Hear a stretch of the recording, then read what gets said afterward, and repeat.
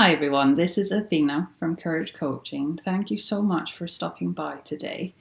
If you are new to my channel, then please click on the subscribe button in order to receive notifications for any new videos that I upload. This channel focuses on healing from childhood trauma, particularly narcissistic abuse, and I encourage self-compassion, and I make sure that people understand that living with cptsd is a lifelong journey that requires patience, commitment, and determination. Now, today I wanted to talk about my own healing journey. So this is a much more personal video, which I haven't really looked forward to doing. However, I wanted all of my subscribers and any new viewers that come to this channel to know that for those of us who have narcissistic abuse recovery channels, we are also still recovering. We also still have our own journey of improving ourselves, of self-reflecting, of trying to eliminate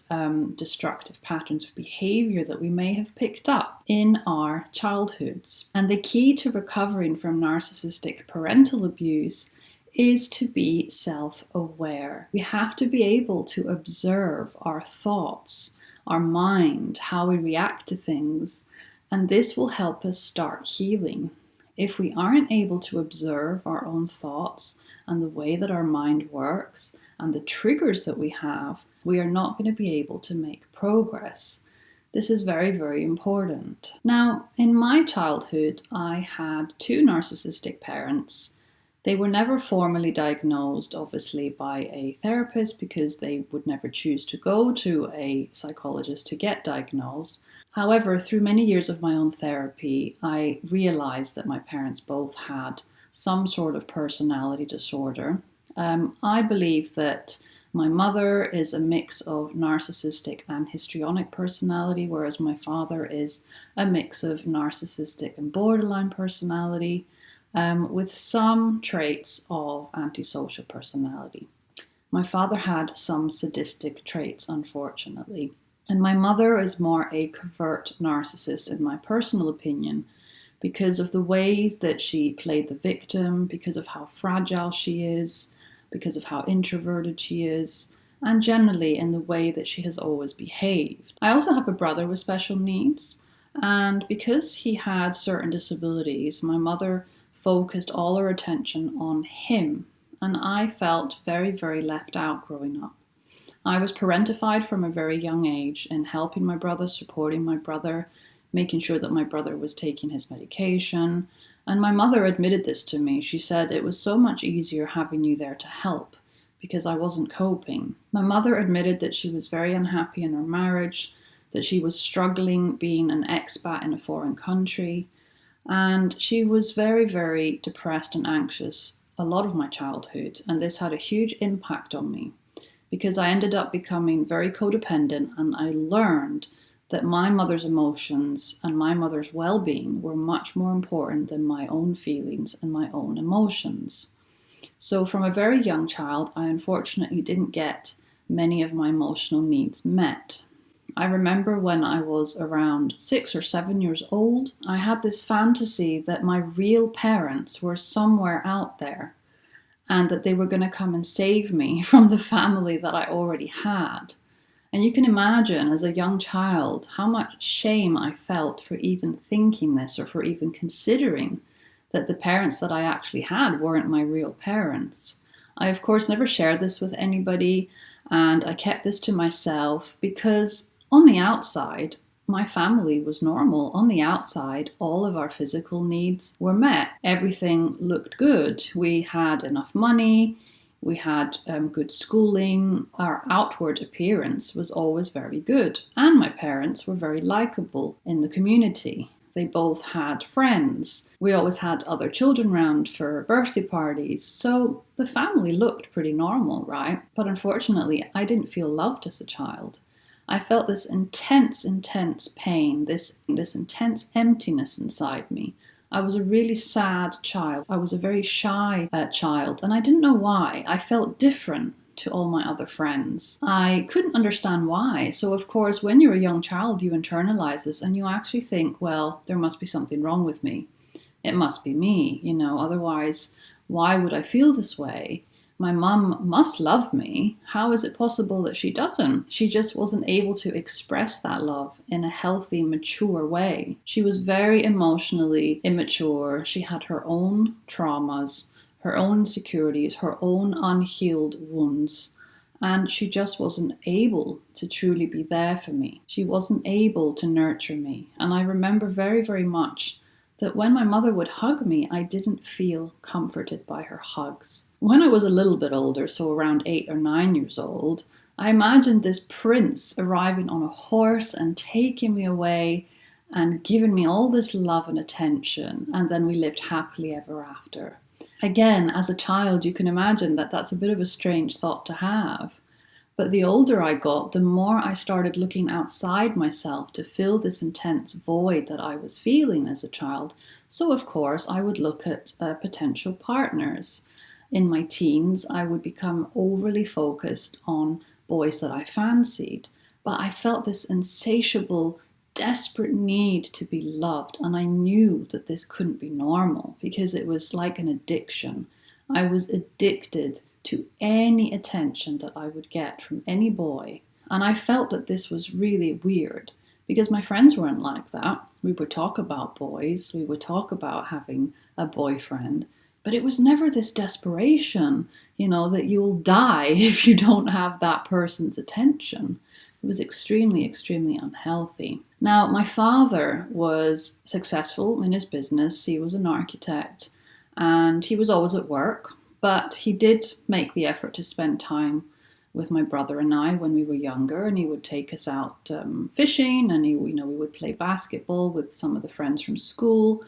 So he did his best as a dad. He tried very hard. So he was quite good as a dad because he did show us kids that he enjoyed spending time with us, and he entertained us. He was a good dad when I was younger. Of course, the older I got, the more I started developing my own personality. If I disagreed with my father, if I did something that my father didn't like, then he would guilt trip me and say, I've done all of this for you and you're not doing this one thing I'm asking of you. And the things that my father would ask of me were usually immoral or uncomfortable.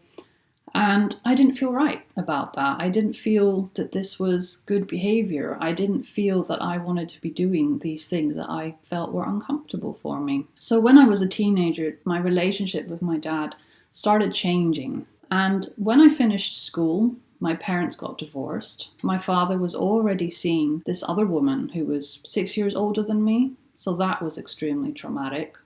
Before this divorce, my mother had already been spending a lot of time abroad because my brother had gone to a special needs boarding school. So she went to the UK in order to be there for my brother. So my dad bought a home there and my mother spent a lot of her time there. So in the last 2 or 3 years when I was at school, my mum was always abroad. So I ended up spending a lot of time on my own. I'd come back from school sometimes and my dad wouldn't be here, he'd be at work. So I felt really lonely. I felt even more isolated. I struggled a lot with feeling abandoned by my parents. I smoked weed at the age of 15 or 16 just to numb the pain that I was feeling because I was in a lot of emotional pain.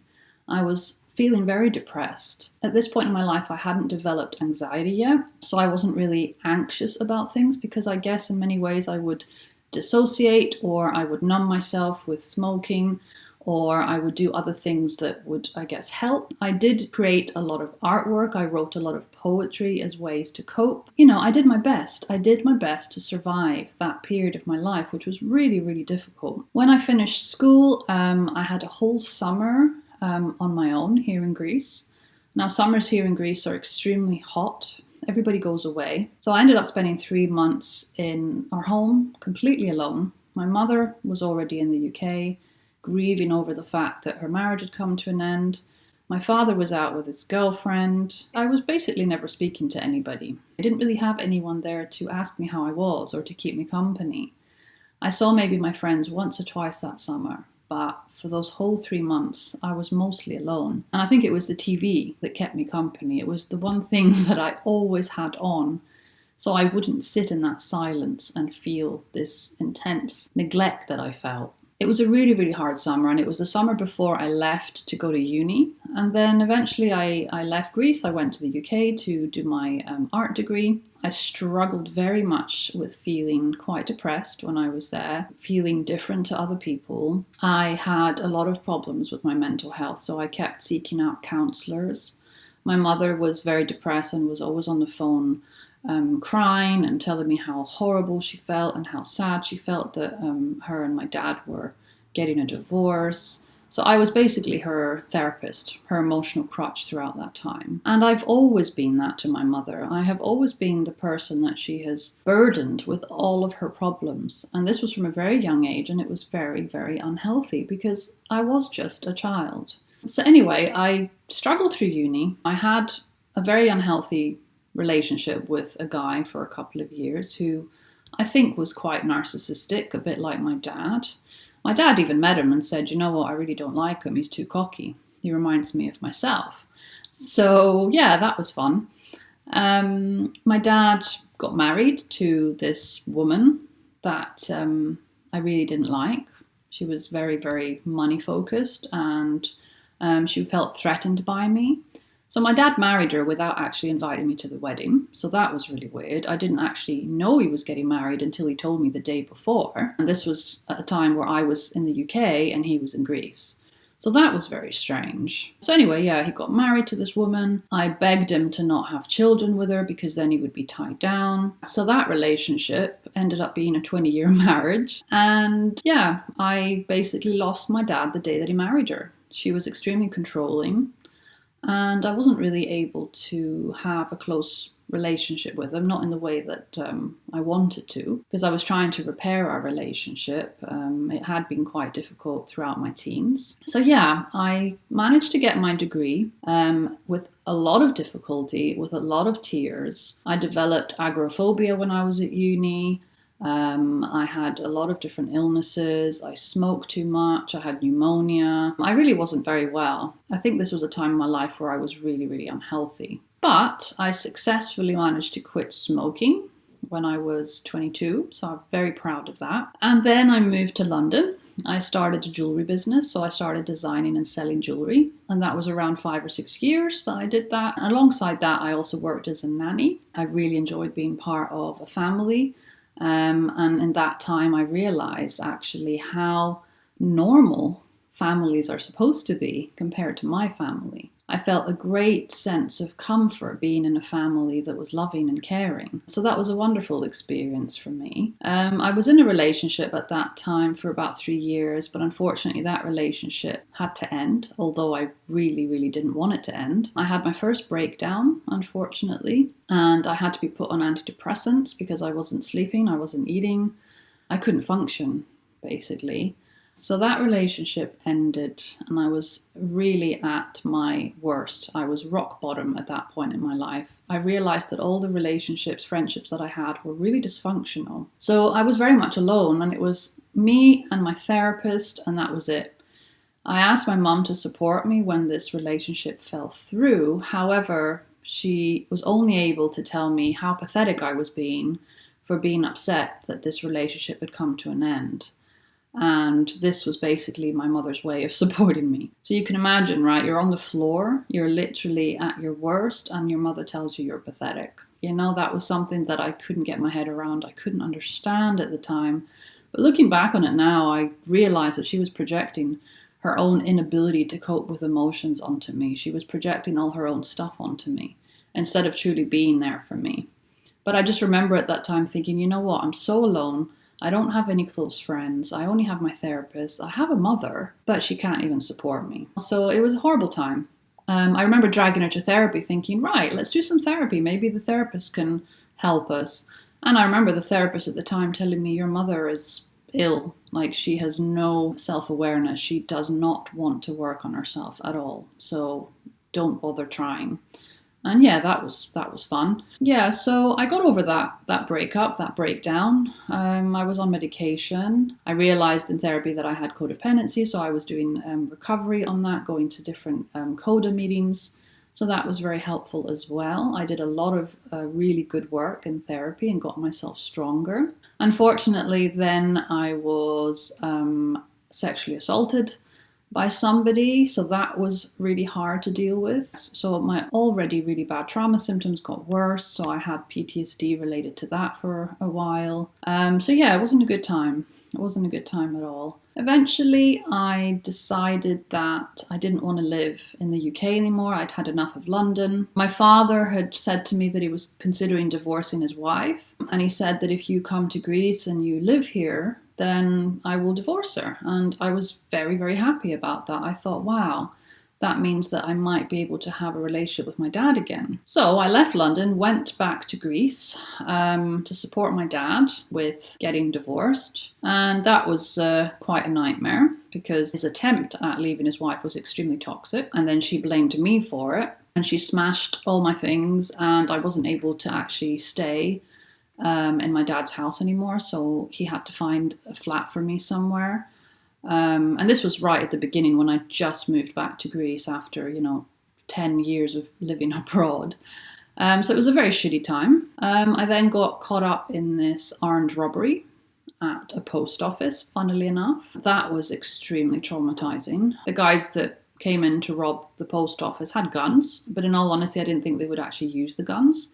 But just as they were leaving, one of the guys fired. That sound is something I'm never going to get out of my head. It was awful. And then I looked behind me once they'd gone and a woman had actually been shot. It was awful. I have never felt so terrified in my life. This was worse than the sexual assault. And the sexual assault was only a minor one, luckily. But yeah, absolutely traumatized again. So it's funny, right? You have a history of trauma. You grow up in a family where you have a lot of trauma, a lot of neglect, a lot of abuse. And yet you have these things that happen to you as well, which add an extra layer of trauma to the trauma that you already have. I'm sure there's many of you out there that can relate to this. My parents generally weren't able to comfort me, validate my feelings. I wasn't allowed to express myself. I was shut down a lot of the time. My mother had the tendency to constantly sabotage anything good that I wanted to do in my life. She was very envious if I would maybe show signs of being more successful than she was. She would gaslight me very often. She would put me down, undermine me, tell me that I'm not smart enough. She wasn't comfortable with me making progress, sadly. My father, on the other hand, although he was also ill, he also had, narcissistic personality, I'm sure.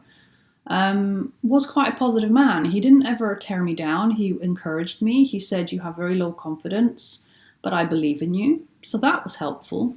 But he may have said that to me once in my life. So maybe it wasn't enough, I guess as a child, you need words of encouragement like this quite often. It needs to be sustained over, a long period of time for you to actually believe it, especially if you have another parent that can't do that at all. So obviously after this armed robbery, I was pretty shaken up for a really, really long time.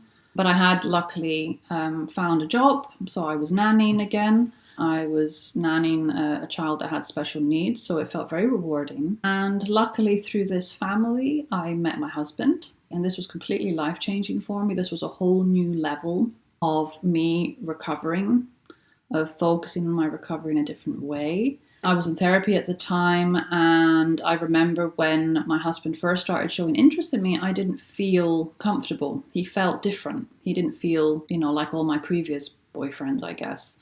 And the therapist said to me, "Well, it sounds like this guy's healthy. It sounds like this guy wants stability. It sounds like this guy is completely serious about you, and you're not used to that." So yeah, I was absolutely terrified of pursuing a proper, intimate, healthy relationship. But with therapy, I had the support I needed to sit with the anxiety and the uncomfortable feelings I had. And we got married 2 years later. So we moved around. We left Greece. We lived in the UK. Then we went to Germany for a couple of years. Then we moved back to the UK, and we've basically, had quite a few adventures ever since. But I've learned a hell of a lot about myself through this marriage. I've learned that I get triggered really easily. I discovered that I have cptsd. So whilst I was in Germany, I was officially diagnosed with cptsd. I understood myself better. I understood more about narcissism and why my parents were the way they were. I did a lot of healing, a lot of grieving over my relationship with my mother. I think I finally accepted that, she's never going to change. Same with my father, in a sense. I accepted that he was also never going to change. And I focused as much as I could on my new family.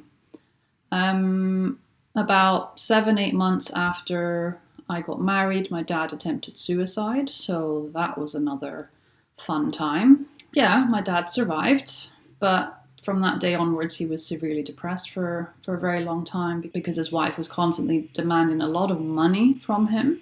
With that came other complications, so he ended up having a heart attack several years after that, and he ended up dying about a year after the heart attack by choking on his food, which was insane because he'd had so many health problems. He was diabetic, he'd had a heart attack, then he'd had triple bypass surgery, and then he died from choking on his food at a time where it was very unexpected.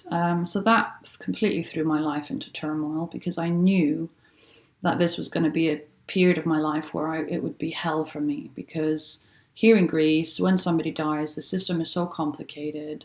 When you are trying to deal with all the lawyers and the inheritance, it is a hugely lengthy, complicated process. Plus, the fact that he was married to a gold-digging wife meant that she would cause a lot of problems. So it's been nearly 4 years since my father's died, and I'm still trying to sort out all the crap that he essentially left behind. So yeah, that's been a very difficult time. Throw the pandemic into that as well. Yeah, it's been tough, when I look back on my life, I just look at a life of constantly surviving. I have been constantly trying to get through things. I've been constantly struggling. And it makes me sad that my life has been such a struggle. It didn't need to be. If I'd had healthy parents, I could have had a wonderful life. I could have had a supportive family to turn to. And it's been very tough because the friends that I have don't understand how tough that is, because all my friends were lucky enough to have normal parents, normal families. I'm not saying they didn't have problems, but they didn't have the same level of trauma that I experienced. So I always felt very isolated in my journey, very alone. So back in 2016, when I was living in Germany, I did a certification in coaching, and that is when I started my YouTube channel. That's when I wanted to start sharing all my knowledge, sharing my recovery, giving out information on how to heal, how to feel better, how to cope with living with cptsd. And I started coaching people from all around the world, which has been an immensely enriching experience for me. And it has given me such joy to be able to give back, because I wish that when I was a child, when I was in my teens, I wish that back then I understood more about trauma, about narcissism. I wish that I'd had channels like this on YouTube helping me. Back then we'd only just started using the internet, so this wasn't as easy as it is now. So yeah, starting my channel has been very rewarding for me. I want to thank all of you for subscribing, for supporting, for interacting in the comments. I'm so grateful that people have actually found what I've had to talk about useful in some way. I never imagined back then that I would have so many subscribers as I do today. So thank you all so much for thinking that I have anything worthwhile to say. It means the world to me. And for this reason, I wanted to say that I will continue the work that I do. As many of you know, there are so many other wonderful channels out there, a lot bigger than mine, a lot more successful than mine, that have amazing content. Please continue to watch videos, but remember that once you understand narcissistic abuse, once you understand that these individuals in your life are not going to change, it is important to focus on your healing. What can you do to deal with your symptoms? How can you best deal with your cptsd? Look at all the amazing content out there. Focus on being aware of your emotions, your body, your triggers, how you feel.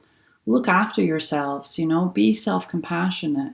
Talk to yourself in a kind, loving way.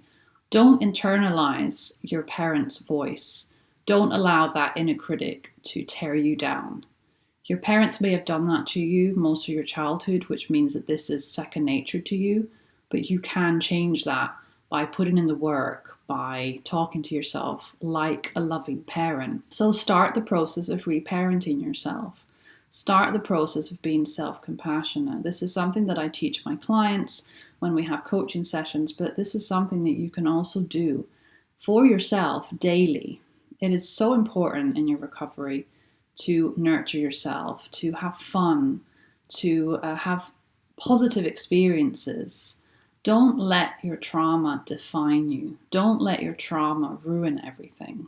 You can find ways to have a good life. You just have to appreciate the smaller things. Be grateful for all the good that you have in your life. Surround yourself with positive people. Don't have toxic people in your life anymore if you can help it. Go no contact with the people that are still toxic and abusive. You will feel so much better for it. Surround yourself with animals. Animals are incredibly healing. Pets are incredibly healing. Nature is incredibly healing. So make sure that you immerse yourself in nature. Write a list of all of the positive things that you are doing. And please, please share them in the comments below this video if you have actually made it this far.